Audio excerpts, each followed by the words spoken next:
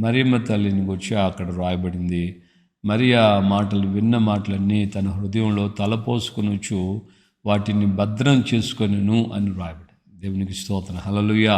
ప్రియులారా, మనం గమనించాల్సిన మాట ఏంటంటే, దేవదూతలు ద్వారా మరియమ్మ తల్లికి ప్రకటించబడిన విషయం ఇది. ఆమె ప్రెగ్నెంట్ కాకమునిపో దేవదూత చెప్పినటువంటి విషయం.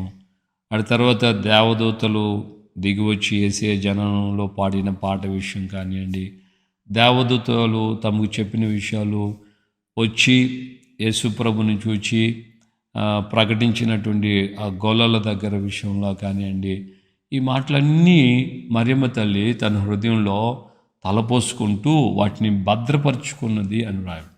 ఇక్కడ మనం గమనించాల్సిన మాట ఏంటంటే, ఆమె విన్న మాటలన్నీ మెడిటేట్ చేస్తుంది. తలపోసుకోవటం అంటే ధ్యానించటము.